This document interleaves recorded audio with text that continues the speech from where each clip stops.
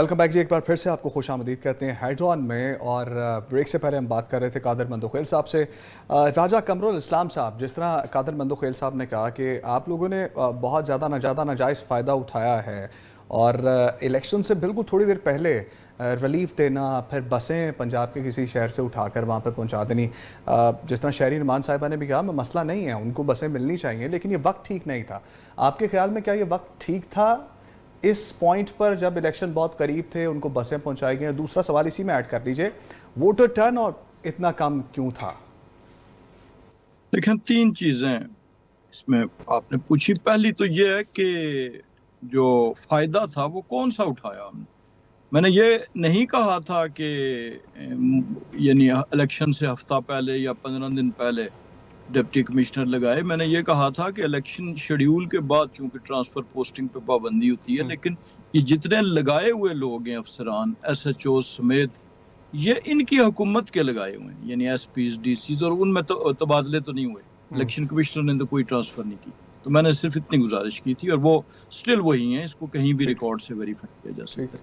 اب جہاں تک بسوں کا تعلق ہے، بسز چونکہ مریم نواز شریف صاحبہ نے اناؤنس کی تھیں کہ ہم کشمیر کو دیں گے تحفے میں، کشمیر کے لوگوں کے لیے، اور وہ بسیں پھر پتہ چلا کہ چیف الیکشن کمشنر نے ان کو امپاؤنڈ بھی کر لیا، اور وقت شاید ہو سکتا ہے کہ ان کا اس وقت مناسب نہ ہوا ہو، لیکن بہرحال وہ ایک اچھی نیت سے بھیجا گیا تھا.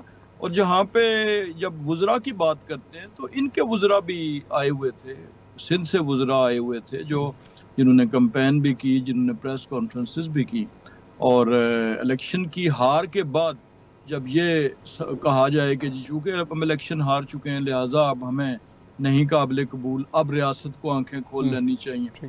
اب اگر فارم 47 کی بھی بات ہے تو کیا فارم 47 اب الیکشن کی اس شکست کے بعد نظر آئے؟ اس سے پہلے کسی کو اس بارے میں علم نہیں تھا، یا یہ کہیں رات کو ہی جو ہے اس کا یہ راز آشکار ہوا ہے گزشتہ جب رزلٹ آ رہے تھے کہ یہ فارم 47 ہے؟ تو میں سمجھتا ہوں کہ الیکشن میں جہاں جیت کو ہضم کرنا بھی ایک جمہوری سوچ کا جو ہے وہ ایک ضرورت ہوتی ہے، جمہوری اپروچ کی، وہاں ہار کو ضبط کرنا، ہار کو برداشت کرنا، یہ بھی جس طرح ایک سپورٹس مین اسپرٹ کھیل میں ہوتی ہے، اس طرح سیاست میں بھی کھلے دل کے ساتھ اسے کرنا چاہیے، عوام کے فیصلے کو قبول کرنا چاہیے. دیکھیں، جی بی میں جو ہے وہ ان کی پارٹی جیتی، اور الیکشن سے پہلے اسی قسم کی آخری دنوں میں اسی قسم کی جو ہیں وہ زبان استعمال ہو رہی تھی، لیکن جب جیتی، جیسے ان کی نشستیں تھوڑی سی ہمارے سے اوپر گئیں تو فوری طور پہ وزیر اعظم نے،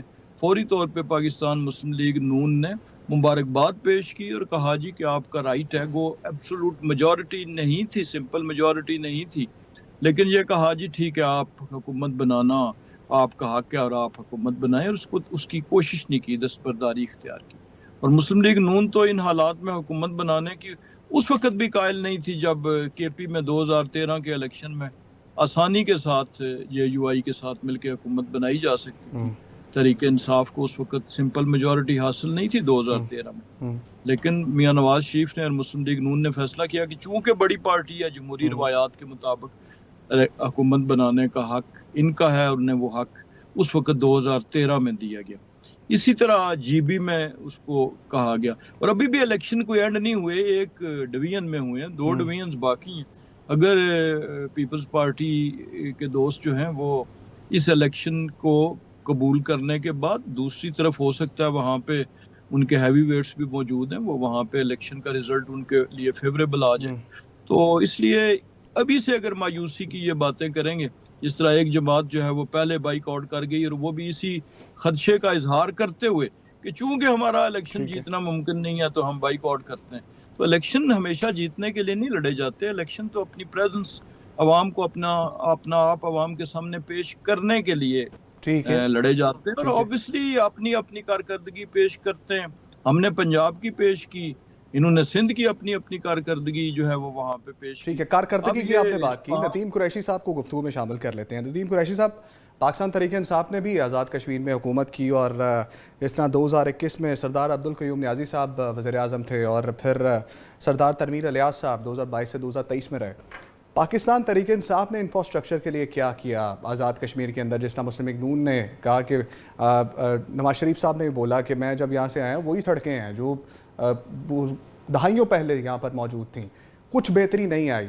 تو کیا یہی وجہ تھی الیکشن کے بائیکاٹ کی کہ پاکستان تحریک انصاف الیکشن لڑتی بھی ہے تو مستقبل اس کے ماضی کے ریکارڈ کو دیکھتے ہوئے ووٹ نہیں مل پائے گا ہمیں؟ دیکھیں میں آپ سے گزارش کر دوں، پاکستان میں اب انتخابات جو ہیں وہ کسی کارکردگی کی بنیاد پر نہیں ہوتے. میں تو بڑا حیران ہوا جب نواز شریف صاحب نے اپنی تقریر میں کہا کہ یہ میرپور ہے، یہ میرپور خاص نہیں، اور یہ کشمیر ہے، کشمور نہیں. میں اس وقت سوچ کے رہا تھا کہ نواز شریف صاحب 3 بار جس ملک کے وزیر اعظم رہے، کیا اس ملک میں میرپور خاص اور کشمور شامل نہیں تھا اس کی جغرافیکل حد بندی میں؟ مجھے بڑی تکلیف ہوئی اس بات کی کہ اس ایک ملک کا پرائم منسٹر ایک اسٹریٹ بوائے کی طرح کہنے دے بھئی آپ اس ملک کے 3 بار وزیر اعظم رہے ہیں تو میرپور خاص کے لوگوں کے حق نہیں تھا کہ آپ ان کی خدمت کرتے؟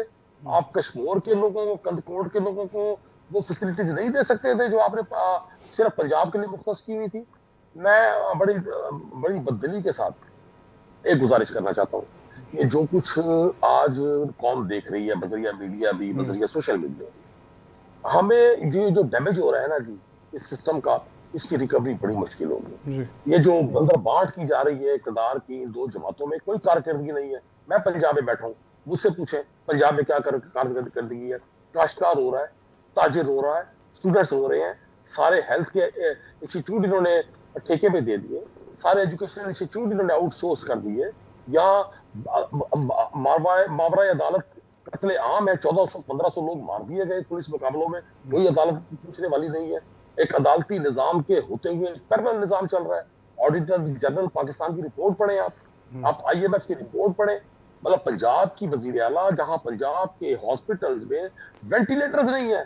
میں ملتان شہر سے ہوں، 80 لاکھ کی آبادی کا ضلع ہے. پورے ساؤتھ پنجاب کو اور پورے سندھ اور بلوچستان تک کا پیشنٹ یہاں آتا ہے. یہاں کے نشتر ہاسپٹل میں 16 وینٹیلیٹر ہیں. ٹیسٹ کریں. ان کو وہاں بسیں تحفے میں دینے کی ان کو پڑی ہوئی ہے. لاہور شہر جس کی انفراسٹرکچر کو پرویز الہی نے سپورٹ کیا، انہوں نے بھی کیا ہوگا. میں کوئی ایسی پوائنٹ اسکورنگ کے لیے بات نہیں کرنا چاہتا، لیکن جدید پنجاب کا کوئی بانی ہے تو وہ چودھری پرویز الہی ہے. آج یہ پنجاب کے نام پر جو کارکردگی کا ڈھنڈورا پیٹتے ہیں، بھائی پنجاب میں آپ نے کیا کیا؟ 1,16,000 جو جابس تھی آپ نے غریب آدمی کی وہ ختم کر دی، اور آپ نے اتھارٹیز بنا دی تیرا کے نام سے، پیکٹا کے نام سے، آپ نے سترا پنجاب کے نام سے. اربوں روپے کی کرپشن. یہ میں نہیں دکھا رہا، یہ نیشنل میڈیا دکھا رہا ہے. صاحب کہ الیکشن پہ بات کر لیں، نہیں تو وہ بھی پھر پوائنٹ ریز کر سکتے ہیں کہ 1 کروڑ نوکریوں کا وعدہ آپ نے بھی کیا تھا اور یہ سارے وعدے آپ بھی کر چکے ہیں. نکال لیں. ہماری جولائی 16 اگست 2018 کو گورنمنٹ بنی تھی. آپ اس وہ انفراسٹرکچر پھر کے پی کا دکھا دیں گے، ان کے اسپتالوں کا کیا حال ہے؟ نہیں بالکل. دیکھیں کے پی میں جو حالات تھے، کے پی وہ صوبہ ہے جو فرنٹ فٹ پہ دہشت گردی کے خلاف 2 دہائیاں جس نے لڑائی کی ہے، جہاں پاکستان کی فورسز نے، پاکستان کے جوانوں نے، عوام الناس نے، اسٹوڈنٹس نے، بچوں نے شہادتیں دی ہیں. آپ کے پی کو کیسے کمپیریزن کر سکتے ہیں پنجاب کے ساتھ؟ وہاں تو دہشت گردی کی آج بھی جو آماج گاہ تھی اور آج بھی جو ان کے لیے سیف ہیمن تھا وہی جگہ تھی. اب اس کے باوجود اگر کے پی کے لوگوں نے ووٹ کیا، انہوں نے ہسٹری چینج کی ہے، وہاں ووٹ کاؤنٹ ہوا ہے. اچھا وہاں بھی کاؤنٹ نہ کرتے تو کوئی مسئلہ نہیں تھا. بس یہ ایک نقطہ دینا تھا سسٹم کو کہ سب coming back to the topic, میں قادر مندوخیل صاحب کو اس میں شامل کر لیتا ہوں. قادر صاحب، جس طرح راجہ قمر الاسلام صاحب نے بھی بات کی اور مسلم لیگ نون کے دوسرے رہنما بھی بات کر رہے ہیں، مریم نواز صاحب نے بھی بات کی کہ جب گلگت بلتستان کے الیکشن ہوئے تھے کھلے دل کے ساتھ مسلم لیگ نون نے قبول کیا تھا. جب پیپلز پارٹی کی سیٹیں زیادہ ہو گئی تھیں تو انہوں نے اپنی ہار تسلیم کر لی تھی. کیا ہی اچھا ہوتا کہ پیپلز پارٹی بھی کھلے دل کے ساتھ، جس طرح مسلم لیگ نون والے کہہ رہے ہیں، کہ اعلان کرتی کہ اگر جیت گئے ہیں مسلم لیگ نون تو ہم فراخ دلی کے ساتھ اس جیت کو قبول کرتے ہیں، نہ کہ جو ہے وہ ہارش الفاظ استعمال کیے جاتے ہیں. آپ کو یہ کس بیوقوف نے بتایا ہے کہ کھلے دل سے مسلم لیگ نون نے جی بی کے الیکشن تسلیم کیا؟ ابھی قمر صاحب نے کوٹ کیا ہے. میرے جواب کو مکمل ہونے دیں. جب شہباز شریف صاحب نے مبارکباد کی بلاول صاحب کو 7 تاریخ کا جب الیکشن کا دن تھا، 5 بجے پولنگ بند ہو گیا اور 2-3 گھنٹے کے اندر پیپلز پارٹی کی 9 سیٹیں تھی، نون لیگ کی 2 سیٹیں تھی. اور اس الیکشن کو مزید پرولونگ کر کے رزلٹ نہیں دے رہے تھے، اور 7-8 دن بعد پیپلز پارٹی اسی 9 پہ کھڑی تھی اور نون لیگ چلانگ مار کے 6 پہ چلے گئی. پھر 4 جو آزاد امیدواران تھے جو یقیناً حکمران پارٹی کی طرف، پیپلز پارٹی کی زیادہ سیٹیں تھے، ان کا رخ آئی پی پی کی طرف موڑ دیا. دوسری بات یہ کہ میرے ساتھ ایک ٹی وی چینل پہ ان کا جو سابق وزیر اعلیٰ حفیظ الرحمان صاحب بیٹھے ہوئے تھے. جب اینکر نے اسے سوال کیا ہے کہ بھائی شہباز شریف صاحب نے تو مبارکباد دی ہے پیپلز پارٹی کو، بلاول صاحب کو، اس نے بولا شہباز شریف تھوڑی ہمارا وزیر اعظم صدر ہے، ہمارا صدر تو نواز شریف ہے، اور ہم سیٹیں جیت رہی ہیں، ابھی جیتیں گے، ابھی آگے جا کے رزلٹ باقی ہے. تو یہ منہ میں رام رام بغل میں چوری والی پالیسی تو پرانی ہے ان کی. کھلے دل کے تھے اس کو. جب بلاول صاحب نے پریس کانفرنس کی، بجٹ کا اجلاس کا بائیکاٹ کا اعلان کیا، اور پھر اس وقت جا کے وہ 4 سیٹیں جو پیپلز پارٹی کی طرف جا رہے تھے وہ نون لیگ کھینچ رہی تھی، اور پھر نون لیگ کے بجائے ان کو آئی پی پی کو دے دیا تاکہ آئی پی پی کے یہ محتاج رہے. آج ہم آئی پی پی کے ہاتھوں محتاج ہے، بلیک میل ہو رہا ہے، 4 کے 4 ایم پی اے کو جو ہے نا وزارتیں دینی پڑی. تو میں یہ سمجھ رہا ہوں کہ اگر یہی 2024 کا ڈرامہ جو ہوا تھا الیکشن کا ٹرائکا بن گیا، جس سے ہمارے جو ہے نا وہ ہمیں متے ڈال دیے نون لیگ کا، یا نون لیگ کو ہمارے متے ڈال دیے.